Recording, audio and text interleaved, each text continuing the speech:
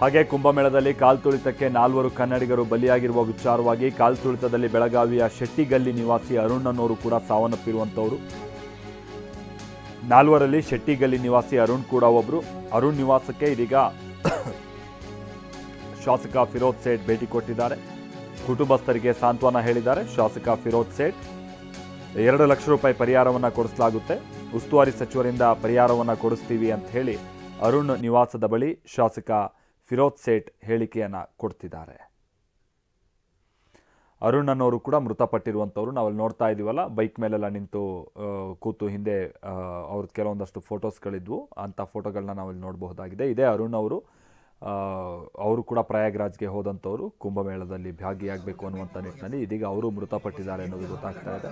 ಅವ್ರ ನಿವಾಸಕ್ಕೆ ಶಾಸಕ ಫಿರೋಜ್ ಸೇಠ್, ಬೆಳಗಾವಿ ಉತ್ತರಕ್ಕೆ ಸಂಬಂಧಪಟ್ಟ ಹಾಗಿನ ಶಾಸಕ ಫಿರೋಜ್ ಸೇಠ್ ಭೇಟಿ ಕೊಟ್ಟು सांत्वना ಹೇಳೋ ಪ್ರಯತ್ನ ಪಟ್ಟಿದ್ದಾರೆ. सर शिवाजी नगर इनकी मिसेस सर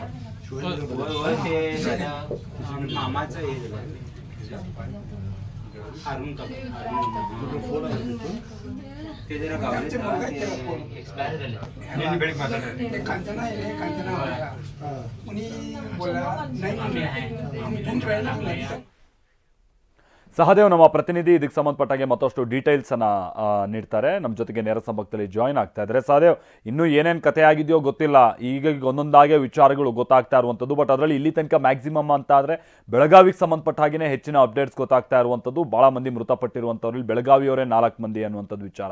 ಏನೇನು ಅಪ್ಡೇಟ್ಸ್ ಗೊತ್ತಾಗ್ತಾ ಇದೆ? ಇನ್ನೂ ಯಾರಾದರೂ ಹೋಗಿ ನಾಪತ್ತೆ ಆಗಿರೋದು ಅಥವಾ ಸಂಪರ್ಕಕ್ಕೆ ಸಿಗದೆ ಇರೋರು, ಈ ಥರದ್ದು ಇನ್ನೂ ಪ್ರಕರಣ ಇದೆಯಾ? ಏನು ಕತೆ ಸಹದೇವ್?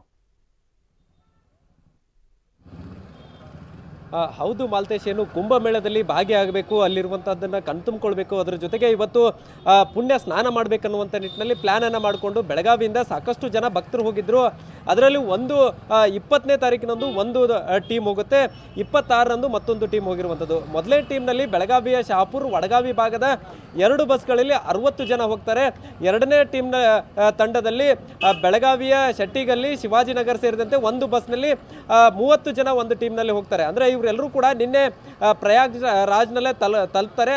ಅಲ್ಲಿ ಉಳಿದುಕೊಂಡು ನಿನ್ನೆ ಮಧ್ಯಾಹ್ನದಿಂದಲೂ ಕೂಡ ನಡೆದುಕೊಂಡು ಏನು ಸಂಗಮ ಏನಿದೆ, ತ್ರಿವೇಣಿ ಸಂಗಮ, ಅಲ್ಲಿ ಪುಣ್ಯ ಸ್ನಾನಕ್ಕಾಗಿ ಹೋಗ್ತಿರ್ತಾರೆ. ಮಧ್ಯರಾತ್ರಿ ವೇಳೆಗೆ ಇವರೆಲ್ಲರೂ ಕೂಡ ಆ ಪುಣ್ಯ ಸ್ನಾನ ಮಾಡುವಂತಹ ಸ್ಥಳ ಏನಿದೆ ಅದರ ಸಮೀಪದಲ್ಲಿ ಹೋದಂತಹ ಸಂದರ್ಭದಲ್ಲಿ ಸಾಕಷ್ಟು ನೂಕುನುಗ್ಗಲು ಕೂಡ ಆಗುತ್ತೆ. ನೂಕುನುಗ್ಗಲಾದಂತಹ ಸಂದರ್ಭದಲ್ಲಿ ಬೆಳಗಾವಿಯ ಬಹುತೇಕ ಸುಮಾರು 100ಕ್ಕೂ ಹೆಚ್ಚು ಜನರು ಆ ಸ್ಥಳದಲ್ಲಿದ್ದರು ಅನ್ನುವಂಥ ಮಾಹಿತಿ ಕೂಡ ಸದ್ಯ ಈಗ ಸಿಗ್ತಾ ಇರುವಂಥದ್ದು. ಹೀಗಾಗಿ ಅದರಲ್ಲಿ ಕೆಲವೊಂದಿಷ್ಟು ಜನ ಕಾಲ್ತುಳಿತಕ್ಕೆ ಒಳಗಾಗಿರುವಂಥದ್ದು. ಈ ಪೈಕಿ ಬೆಳಗಾವಿಯ ಒಂದು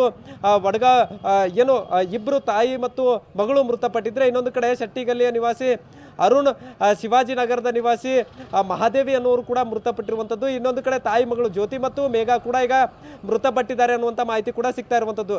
ಇನ್ನೂ ಕೆಲವೊಂದಿಷ್ಟು ಜನರು ಇನ್ನೂ ಸಂಪರ್ಕಕ್ಕೆ ಸಿಗ್ತಾ ಇಲ್ಲ ಅನ್ನುವಂಥ ಮಾಹಿತಿ ಕೂಡ ಈಗಾಗಲೇ ಲಭ್ಯ ಆಗಿರುವಂಥದ್ದು. ಈ ನಿಟ್ಟಿನಲ್ಲಿ ಒಂದು ಕಡೆ ಏನು ಮೃತರ ಮನೆಗಳಿಗೆ ಆಯಾ ಸ್ಥಳೀಯ ಶಾಸಕರು ಕೂಡ ಭೇಟಿ ಕೊಟ್ಟು ಮಾಹಿತಿಯನ್ನು ಪಡೆದುಕೊಳ್ತಾ ಇದ್ದಾರೆ. ಅದರ ಜೊತೆಗೆ ಶಾಸಕ ಆಸಿಫ್ ಸೇಠ್ ಅವರು ಈಗ DC ಅವರ ಜೊತೆಗೆ ಮಾತಾಡಿಕೊಂಡು ಈಗೇನು ಮೃತಪಟ್ಟಿದ್ದಾರೆ ಅವರ ಶವಗಳನ್ನು ಬೆಳಗಾವಿಗೆ ಯಾವ ರೀತಿಯಾಗಿ ತರಬೇಕನ್ನುವಂಥ ನಿಟ್ಟಿನಲ್ಲೂ ಕೂಡ ಈಗಾಗಲೇ ಚರ್ಚೆಯನ್ನು ಮಾಡ್ತಾ ಇದ್ದಾರೆ. ಒಬ್ಬರು IAS ಅಧಿಕಾರಿಯನ್ನು ಕೂಡ ಈಗ ಅಲ್ಲಿ ಕಳಿಸಿ ಏನು ಮೃತಪಟ್ಟಿರುವಂತಹ ಅವರ ಶವಗಳನ್ನು ವಿಮಾನದ ಮೂಲಕ ತೆಗೆದುಕೊಂಡು ಬರಬೇಕಾ ಅಥವಾ ಆಂಬ್ಯುಲೆನ್ಸ್ ಮೂಲಕ ಅವರ ಶವಗಳನ್ನು ತೆಗೆದುಕೊಂಡು ಬರಬೇಕನ್ನುವಂಥ ನಿಟ್ಟಿನಲ್ಲೂ ಕೂಡ ಈಗಾಗಲೇ ಚರ್ಚೆ ಆಗ್ತಾ ಇರುವಂಥದ್ದು. ಆದರೆ ದುರಂತ ಏನಂತಂದರೆ ಬೆಳಗಾವಿಯಿಂದ ಪುಣ್ಯ ಕಟ್ಕೊಂಡು ಬರೋಕ್ಕೆ ಹೋದಂಥವರು ಈಗ ದೇವರ ಪಾದ ಸೇರಿರುವಂಥದ್ದು ನಿಜಕ್ಕೂ ಆ ಕುಟುಂಬಗಳಿಗೆ ಆಘಾತವನ್ನು ತಂದಿರುವಂಥದ್ದು. ಎಲ್ಲೋ ಒಂದು ಕಡೆ ಎಲ್ಲರೂ ಕೂಡ ಕುಟುಂಬ ಸಮೇತದಲ್ಲಿ ಹೋಗುವಂಥವ್ರು ಪ್ಲ್ಯಾನ್ ಮಾಡಿದಂಥವ್ರು ಕೆಲವೊಂದಿಷ್ಟು ಜನ ಉಳಿದುಕೊಂಡಿದ್ದಾರೆ ಮನೆಯಲ್ಲಿ. ಇವತ್ತು ಜ್ಯೋತಿ ಮತ್ತು ಮೇಘಾ ಏನು ಮೃತಪಟ್ಟಿದ್ದಾರೆ, ಅವರ ತಂದೆ ಕೂಡ ಅವ್ರ ಜೊತೆಗೆ ಹೋಗಬೇಕಿತ್ತು. ಆದರೆ ಏನು ಇಲ್ಲಿ ಮನೆಯಲ್ಲಿ ಕೆಲಸ ಇದೆ ಅನ್ನುವಂಥ ಕಾರಣಕ್ಕಾಗಿ ಉಳಿದುಕೊಂಡ್ರು. ಇವತ್ತು ಅವರು ಜೀವಂತ ಉಳಿದಿದ್ದಾರೆ. ಹೀಗೆ ಪ್ರತಿಯೊಂದು ಕುಟುಂಬದಲ್ಲೂ ಸಾಕಷ್ಟು ನೋವುಗಳು ಕೂಡ ಕಂಡು ಬರ್ತಾ ಇರುವಂಥದ್ದು.